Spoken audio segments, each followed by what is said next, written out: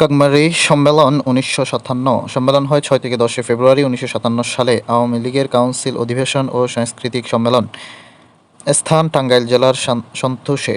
সভাপতিত্ব করেন মাওলানা আব্দুল হামিদ খান ভাসানী। প্রধান অতিথি ছিলেন হোসেন শহীদ সোহরাওয়ার্দী। এজেন্ডা ছিল পূর্ব পাকিস্তানের স্বায়ত্তশাসন ও বৈদেশিক নীতি। ৩ ফেব্রুয়ারি ১৯৫৭ কাকমারির ডাক শীর্ষক একটি প্রচারপত্র প্রকাশ করা হয়। তোরণ। টাঙ্গাইল থেকে সন্তোষে কাকমারি পর্যন্ত অসংখ্য তোরণ নির্মাণ করা হয়েছিল বিশ্ব মানবতার মুক্তিদূত হযরত মুহাম্মদ সাল্লাল্লাহু আলাইহি সাল্লাম এবং বিশ্ব শান্তি প্রতিষ্ঠায় ও ব্রিটিশ বিরোধী আন্দোলনের অংশগ্রহণকারী নেতাদের নামে। কাকমারি সম্মেলনে ভাসানীর পাকিস্তানকে আসসালামু আলাইকুম কথাটি মানুষ স্বাধীনতার সমার্থক শব্দ হিসেবে নিয়েছিল। নেফ বা ন্যাশনাল আওয়ামী পার্টি। নেফ গঠিত হয় ২৫শে জুলাই ১৯৫৭ সালে। কাকমারি সম্মেলনে ভাসানী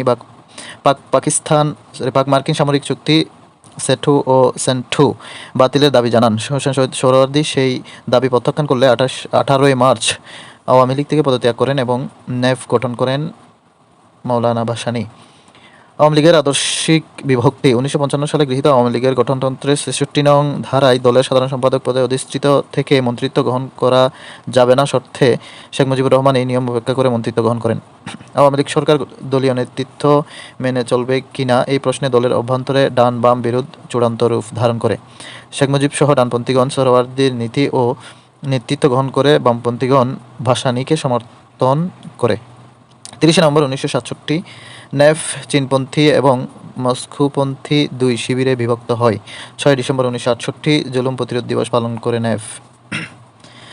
মাওলানা আব্দুল হামিদ খান ভাসানী জীবনী হচ্ছে ১২ ডিসেম্বর ১৯৮০ থেকে ১৭ নভেম্বর ১৯৭৬। বাংলাদেশের মানুষের কাছে পরিচিত মজলুম জননেতা হিসেবে। জন্ম সিরাজগঞ্জের ধানগড়া পল্লী। কর্মজীবন টাঙ্গাইলের কাকমারিতে প্রাথমিক বিদ্যালয়ে এবং পরে ময়মনসিংহে হালুয়াঘাটের কালাগ্রামে মাদ্রাসার শিক্ষকতা করেন। কারাবরণ। ১৯১৯ সালে ব্রিটিশ বিরোধী অসহযোগ এবং খিলাফত আন্দোলনে অংশগ্রহণ করে ১০ মাস কারাবরণ বা কারাদণ্ড ভোগ করেন। প্রথম রাজনৈতিক দল কংগ্রেস। ভাসানী উপাধির কারণ।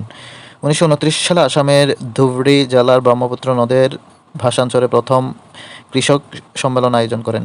এখান থেকে তার নাম রাখা হয় ভাসানীর মৌলানা। এরপর থেকে তার নামের শেষে ভাসানী শব্দ যুক্ত হয়।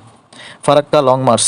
ফারাক্কা বাঁধের ফলে নদীর নাব্যতা কেড়ে নেওয়ার আশঙ্কা ও পানির ন্যায্য হিস্যার দাবিতে ১৯৭৬ সালের ১৬ মে মাওলানা ভাসানীর নেতৃত্বে লাখ লাখ মানুষ রাজশাহীর ঐতিহাসিক মাদ্রাসার ময়দান থেকে মরণবাদ ফারাক্কার অভিমুখে লং মার্চ অংশ নেয় এবং লং মার্চ শেষে কনসার্ট হাই স্কুল মাঠে অনুষ্ঠিত বিশাল সমাবেশে বক্তব্য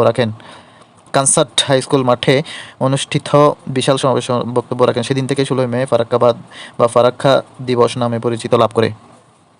মাওলানা আব্দুল হামিদ খান ভাসানীর নেতৃত্বে ১৯৫৭ সালে জুলাই মাসে গঠিত হয় ন্যাশনাল আওয়ামী পার্টি বা নেফ। ১৯৩৬ থেকে ৪৬ আসাম বিধানসভার সদস্য মাওলানা ভাসানী। ১৯৪৯ থেকে ৫৬ আওয়ামী লীগের সভাপতি। ১৯৫৫ থেকে ৫৬ পাকিস্তানের সংসদ সদস্য।